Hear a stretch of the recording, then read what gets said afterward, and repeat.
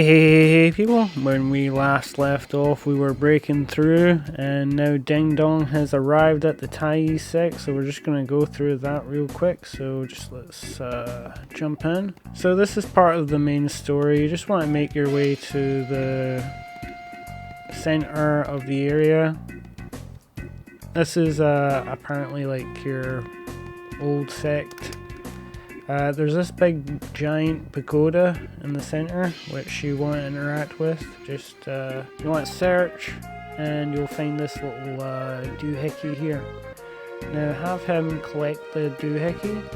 Now before you leave, there are stacks of marble that like obscenely high stacks of marble. And there's also stacks of iron lying around, and there's also stacks of spirit stone that are lying about.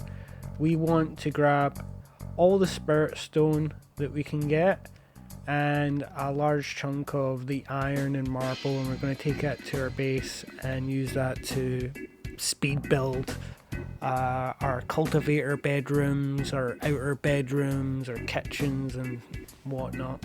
As you can see, with the materials from the Thai sect, I was able to build up my sect quite nicely, so everything's coming along. The guys that you invited will start arriving soon. To get them to join you, hit them with the persuade option with one of your inner disciples or one of your outers, and that'll get them to join your sect. Make sure you have a bed for them, and stuff like that. But yeah, it should be as simple as that. Once you've got everyone together, start making them some tools. You're gonna want to gather all the spirit wood that you possibly can from glowing trees. We're going to need that for our breathing room, and we're also going to need some pickaxes so that we can clear some space, maybe some axes as well to get the spirit wood. We're going to need some igneo copper ore for some stuff, and we will probably want to get as much of our like cooling ice crystal ore as possible. Before you know it, you're gonna be at level 44 head muscles, or I've accidentally over leveled. That's when you want to just cash out, and yeah, you'll be already breakthrough by like day 5 morning, even sooner if you're not messing around like I am. And I'm gonna tell you right now, this is your golden core, and there's literally nothing you need to do. You just need to break through right here. No problem. Now that we've hit our incubation period, which is our golden core, we want to begin eating a bunch of spirit leaves and purity leaves. This will give us intrinsic life essence, which with the incubation period, we can now work on our organs. We want to max out our phallus, our lungs, our neck, and our nose, and get them all up to level 100 with intrinsic life essence as our base. Whenever we eat these spirit leaves and these purity leaves, we will get intrinsic life essence.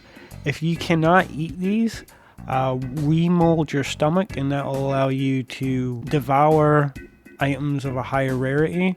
It's because your stomach isn't good enough to eat them yet. You also want to set yourself to constant breathing.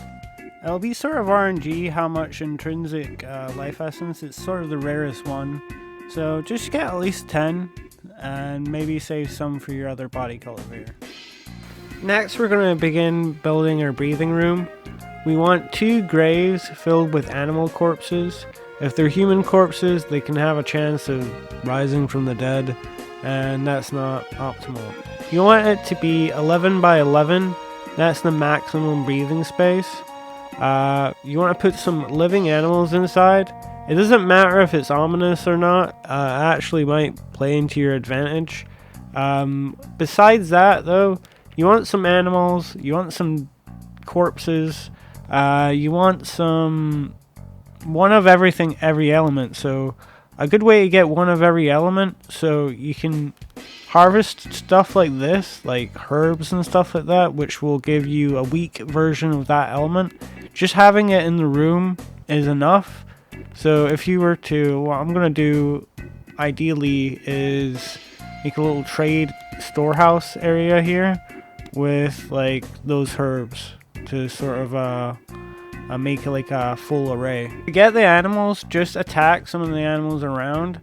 Watch out for the mysterious cultivator killing them. If he does kill them, bury them or use them for food. But try and knock them out yourself before he can. Outside of that, I placed all these down by doing this thing where you can just equip some like spirit stone, and when I drop it here, see it like goes down, and just sort of, if it doesn't go in the place that I want it to go, I can just like pick it back up again and then move over to this spot over here. You want to get just a typical array of key gathering items. It doesn't actually matter what the feng shui is at all, really. In fact, ominous is a good thing. Another thing you really want is a steady supply of water and some leisure activities. This will keep your guy from leaving the breathing room too often. You don't really need to worry about his living space too much because he's barely going to be living in his living space, if at all possible. You just want to avoid going in there at all. You just want to be living in the breathing room for the most part. This is somewhat the finished product. As you see, this is very ominous. I've got a panda, I've got a frog, that's going to give me my life essence. I've got my igneo copper ore here, that's going to give me my fire essence. I got my iron ore here, that's going to give me my metal essence. This is going to give my ominous and also my wraith essence. And whenever he takes a drink, he's going to get water essence. This isn't the completely finished product, but this is something that would be a good example for what you're going to go for your breathing room. Try and build another one when you get enough time. And obviously replace some of the spirit wood with dragon shit if you ever get it. But without further ado, I guess it's time to unopen the Legacy of the Tai Yi thing. Opening this up will allow you to progress onto the next part of the story, which is sort of building wonders. So if we like examine this secret codex of the Tai Yi, we'll learn like some stuff about like making wonders and stuff. Our next major goal is building this, which is like the Unbound universe. And as you can see, there's a long list of ingredients there. It's going to take a while to get. But that's the next place to go, really. Besides that, I think I've given you the best foundations for starting body cultivation sect. Let me know if you guys have any more comments down below. One thing that I have sort of not covered is you sort of want to make a trauma room, which is basically, so if we go into our character here, these are painful memories, right? These are all like little mood swings our character had over the slightest things. The best way to get really strong as a body cultivator is that you want to make a room that's going to cause negative moodlets, right? And throw your inner disciple in there, and he's going to gather all those negative moodlets. But one of the ways to do this is make a very ominous room that's super hot or super cold, and put a double bed, and then put your inner disciple sleeping in there with an outer disciple. You'll get really pissed off with sleeping with that outer disciple. Take off all your clothes and stuff like that so he's not really dressed well. Eat some dog shit. All of that will allow you to sort of get all these negative moodlets that will help you go into a berserker rage. Anyway, I hope this guide has been helpful. I hope you guys have all had a wonderful day.